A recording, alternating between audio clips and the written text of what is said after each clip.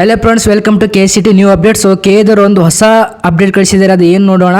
ಮತ್ತೆ ಮೊನ್ನೆ KCT result ಬಿಟ್ಟಿದ್ದಾರೆ, ಬಟ್ ಕೆಲವೊಂದು ಸ್ಟೂಡೆಂಟ್ಗಳಿಗೆ ಸೀಟ್ ರಿಸಲ್ಟ್ ತೋರಿಸ್ತಾ ಇಲ್ಲ. ಸೊ ಅದಕ್ಕೋಸ್ಕರ ಮೊನ್ನೆ ಒಂದು ನೋಟಿಫಿಕೇಶನ್ ಕಳಿಸಿದ್ರು, ಸ್ಪಾಟ್ ರ್ಯಾಂಕ್ ಬಿಡ್ತೀನಿ ಅಂತ. ಆ ಸ್ಪಾಟ್ ರ್ಯಾಂಕಿಗೆ ಯಾರ್ದು KCT ರಿಸಲ್ಟ್ ತೋರಿಸ್ತಾ ಇಲ್ಲ ಅವರಿಗೆ ಸ್ಪಾಟ್ ರ್ಯಾಂಕ್ ಬಿಡ್ತೀನಿ ಅಂತ. ಸೊ ಆ ಸ್ಪಾಟ್ ರ್ಯಾಂಕ್ ಬಿಡೋಕ್ಕೆ ಒಂದು ಲಿಂಕ್ ಕಳಿಸ್ತೀನಿ ಅಂದಿದ್ರು.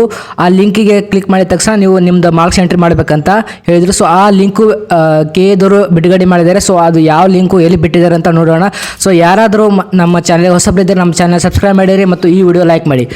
ಮತ್ತು ಕೆದವರು ಏನು ಬಿಟ್ಟಿದ್ದಾರೆ ನೋಟಿಫಿಕೇಶನ್ ಅಂತ ನೋಡೋಣ. ಮತ್ತು ಟ್ವಿಟರ್ಗೆ ಹೋಗೋಣ ಮೊದಲು. ಇಲ್ಲಿ ನೋಡಿ KA ನೋಟಿಫಿಕೇಶನ್ ಬಂದ ತಕ್ಷಣ ಕೆದವರು ಏನು ನೋಟಿಫಿಕೇಶನ್ ಕಳಿಸಿದ್ದಾರೆ, ಏನು ಟ್ವೀಟ್ ಮಾಡಿದ್ದಾರೆ ಅಂದರೆ ಒಂದು ಟ್ವಿಟರ್ನಲ್ಲಿ.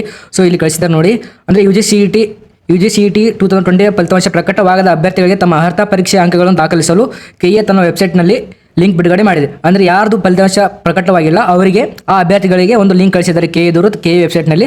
ಸೊ ಅಂಕ ದಾಖಲಿಸಿದವರಿಗೆ ಮೇ 29 ನಂತರ ಸ್ಪಾಟ್ ರ್ಯಾಂಕ್ ನೀಡಲಾಗುವುದು. ಇವಾಗ ಯಾರು ಮಾರ್ಕ್ಸ್ ಎಂಟ್ರಿ ಮಾಡ್ತಿರಲ್ಲ, ಮಾರ್ಕ್ಸ್ ಎಂಟ್ರಿ ಮಾಡಿದವರಿಗೆ ಮೇ 29ರಂದು ಸ್ಪಾಟ್ ರ್ಯಾಂಕ್ ನೀಡಲಾಗುತ್ತೆ ಅಂತ ಹೇಳಿದ್ದಾರೆ. ಸೊ ಆ ಲಿಂಕ್ ಯಾವುದಪ್ಪ ಅಂತಂದರೆ ಇಲ್ಲಿ ಕೆಳಗೆ ಕೊಟ್ಟಿದ್ದಾರೆ ನೋಡಿ, ಇಲ್ಲಿ cet.online.karnataka.government.in ಅಂತ. ಇದ್ರ ಮೇಲೆ ಕ್ಲಿಕ್ ಮಾಡಿದರೆ ನಿಮಗೆ ಒಂದು ಲಿಂಕ್ ಓಪನ್ ಆಗುತ್ತೆ. ಆ ಲಿಂಕ್ನಲ್ಲಿ ಇಲ್ಲಿ ನಿಮ್ಮದು ಲಾಗಿನ್ ಮಾಡಿ ನಿಮ್ಮದು ಯೂಸರ್ ID ಮತ್ತು ಪಾಸ್ವರ್ಡ್ ಹಾಕಿ ನೀವು ನಿಮ್ಮ marks entry PUC marks entry ಮಾಡ್ಬೋದು. ಮಾರ್ಕ್ಸ್ ಎಂಟ್ರಿ ಮಾಡಿದ ತಕ್ಷಣ ಮೇ 29ರಂದು ನಿಮ್ಮ ಸ್ಪಾಟ್ ರ್ಯಾಂಕ್ ಬಿಡ್ತಾರೆ ಕೆದವರು. ಓಕೆನಾ? ಸೊ ಆಲ್ ದ ಬೆಸ್ಟ್, ಎಲ್ಲರಿಗೆ ಒಳ್ಳೆ ರ್ಯಾಂಕ್ ಬರುತ್ತೆ ಅಂತ ನಾನು ಅನ್ಕೋತೀನಿ. ಸೊ ಯಾರಾದರೂ ನಮ್ಮ ಚಾನಲ್ ಹೊಸಬರಿದ್ದರೆ ನಮ್ಮ ಚಾನಲ್ಗೆ ಸಬ್ಸ್ಕ್ರೈಬ್ ಮಾಡಿರಿ ಮತ್ತು ಈ ವಿಡಿಯೋ ಲೈಕ್ ಮಾಡಿ, ನಿಮ್ಮ ಎಲ್ಲ ಫ್ರೆಂಡ್ಸ್ಗಳಿಗೆ ಈ ವಿಡಿಯೋ ಶೇರ್ ಮಾಡಿ. Thank you so much.